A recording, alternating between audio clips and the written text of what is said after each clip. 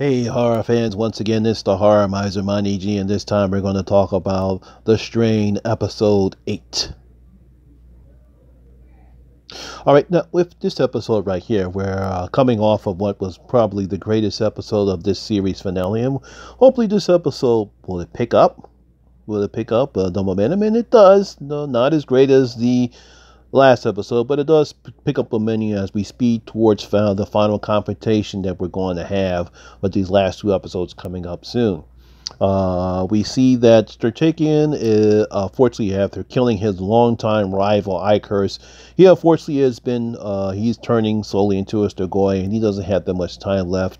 And everyone seems to be reunited here. We see in the beginning of the show, we see Fett, Quinlan, and Roland. They actually sneak aboard to the Manhattan Island on a boat, and Quinlan dispatches the partnership's security guards with the quickness, and they leave Roland with the nuke somewhere in the Federal Reserve. While Fett and Quinlan get reunited with everybody else, we see Starkaken in his last moments, and he tells them, you have to separate the master from his collaborators. That's the only way that you have to kill him.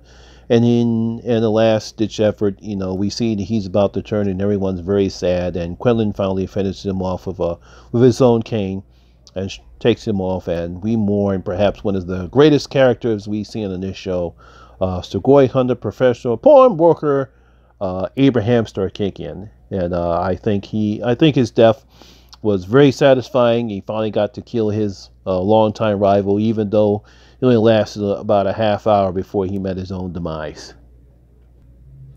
They bury him with his hand on the ground, and Quinlan gives a very good eulogy for him, saying we should not mourn this man. We should we should be inspired for what he wanted to do. And he gives Fett his cane sword, figuring that Fett is the proper one, should carry on his work. Now that the gang's all there, what do we do next? Our most inspired leader is dead, so what should we do? Obviously, Quinlan and Fett, they wanted to simply just blow everything up because they worked so hard trying to get that nuke back in the city. However, Goodweather does not want to do that, saying, look, we just had one, we don't need another. So, and Dutch comes up with the plan. It's like, hey, let's stick with Strategian's plan. Let's take away our collaborator. Let's go get Sanjay from the partnership. Of course, obviously, she's probably motivated in revenge for this, but it does make sense to get his main guy back, and hopefully that draws the master out. Unfortunately, Zack is back in this episode, and we see he's back, and he sees the master is mourning from his right-hand man. And he knows that everyone's back in town, that they have a nuclear, that the nuclear is there on the island, and they, once again, is brainwashing Zack, and Zack says, oh, sure, I'll help you. Hey, look, I already blew up the entire world once. I guess I can do it again for you. So he sends Zack on a mission for whatever reason, and he hugs Amy, and of course she's talking in his mother's voice, more brainwashing for this poor bratty-ass kid. And Zack does what he does best, being the brat. We get some great one-on-one times in this episode right here. Ep and Gus finally have their one-on-one for the first time ever in this series. Even though Gus, they've been in this thing since 4 years ago, but this is their first one-on-one meeting. Kind of wish that these two characters would have met in the beginning of the series, because they get along very well. Ep talks about the loss of his father after Alex was killed by Cream in the last episode, and he just said he wished he would have met.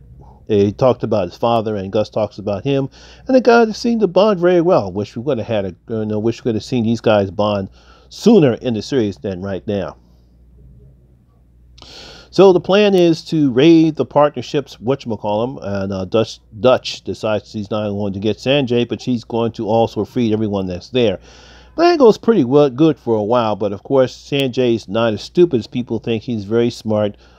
He's alerted to their presence there, but they eventually do capture him, and hopefully their plan will work. Unfortunately, it doesn't take long before they find out that Zack is in an area there, and probably one of the most uninspiring endings of the show. We see the reunion of Ep and his son Zack, and really don't know what they're going to do there, but obviously the master has some last minute plan that he's going to use probably going to use Ep against his team.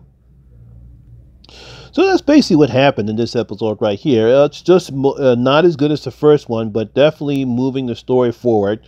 Obviously, there's only 2 more episodes left, so we really don't know what's in store. But obviously, Zach is going to be a major part of this. I don't know why. He's one of the, as I said before, he's one of the worst children actors I have ever seen portrayed in a TV show. But comment below if you've seen the show, or have you watching it? Do you think that the seasons, what do you expect is going to be happening with the last 2 episodes coming up? Comment below, let me know, and we'll talk about it. Well, that's my recap of the 8th episode of The Strain. We're coming down to a close. Only 2 more episodes left, and hopefully these last 2 episodes will give us a satisfying conclusion, which unfortunately has been a lackluster final season. Now, if this is your first time here, once again, please like and subscribe to my channel. That way you can be part of the horror experience. Once again, my name is Lamont Smith, better known as the Horror Miser Money G, and always remember that horror rules.